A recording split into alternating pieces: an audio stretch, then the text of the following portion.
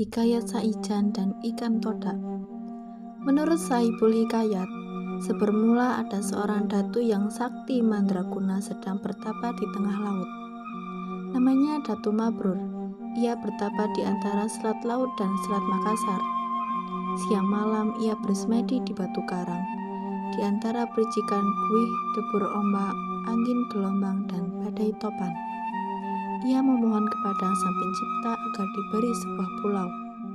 Pulau itu akan menjadi tempat bermukim bagi anak cucu dan keturunannya kelak.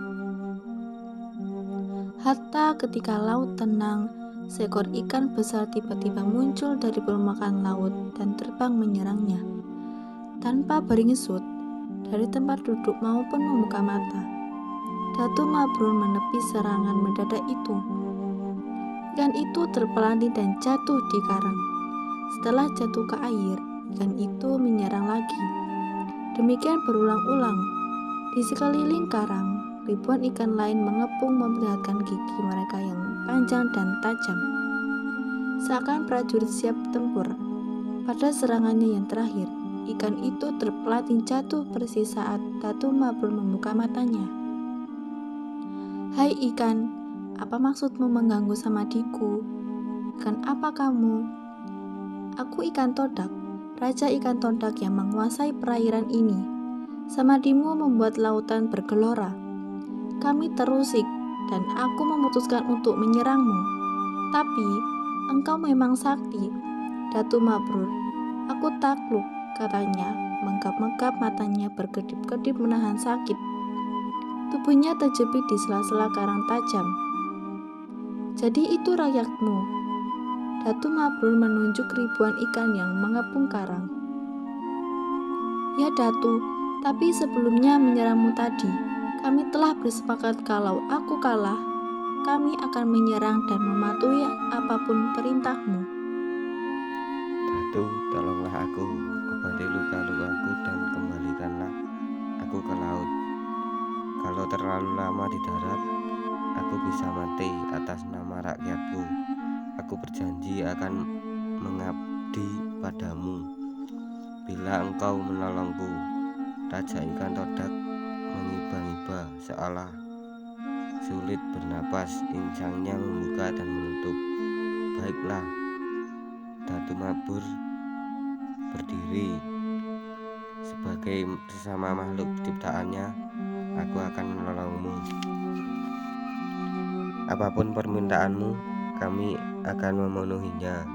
Datu ingin istana bawah laut yang terbuat dari emas dan permata. "Tidak, aku tak punya keinginan pribadi, tapi untuk masa depan anak cucuku nanti." Lalu Datu Mabrur menceritakan maksud pertapaannya selama ini.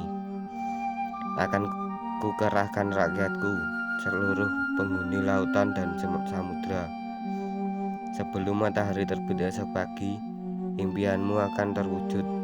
Aku bersumpah," jawab Raja Ikan Todak. Datu Mabrur tidak dapat membayangkan bagaimana Raja Ikan Todak akan memenuhi sumpahnya itu.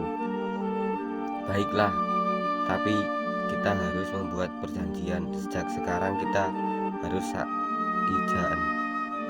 Seiring sejalan seia sekata sampai ke anak cucu kita harus rakyat mufakat, bantu membantu, bahu membahu." "Setuju, setuju Datu," sahut Raja Ikan Todak yang tergolek lemah.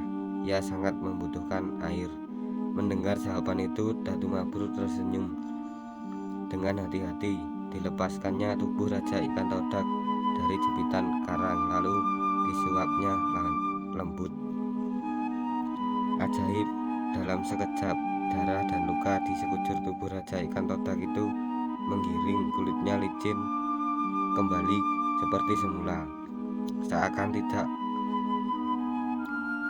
tak pernah luka. Ikan itu menggerakkan sirip dan ekornya dengan gembira. Dengan lembut dan penuh kasih sayang, Datu Mabrur mengangkat Raja Ikan Todak itu dan mengembalikannya ke laut. Ribuan ikan yang tadi mengepung karang kini berenang mengerumuninya melompat-lompat bersukaria. "Saijan!" seru Raja Ikan Todak sambil melompat di permukaan laut. "Saijan!" sahut Datu Maberur. Sebelum tengah malam, sebelum batas waktu pertapaannya berakhir, Datu Maberur dikejutkan oleh suara gemuruh yang datang dari dasar laut. Gemuruh perlahan tapi pasti. Gemuruh suara itu terdengar bersamaan dengan timbulnya sebuah daratan. Dari dasar laut, kian lama permukaan daratan itu kian tampak. Naik dan terus naik, lalu seluruhnya timbul ke permukaan. Di bawah permukaan air, ternyata jutaan ikan dari berbagai jenis mendorong dan memunculkan daratan baru itu dari dasar laut. Sambil mendorong, mereka serempak berteriak, "Saijan! Saijan! Saijan!" Datu Maberur tercengang. Di karang pertapaannya, Raja Ikan Todak telah memenuhi sumpahnya.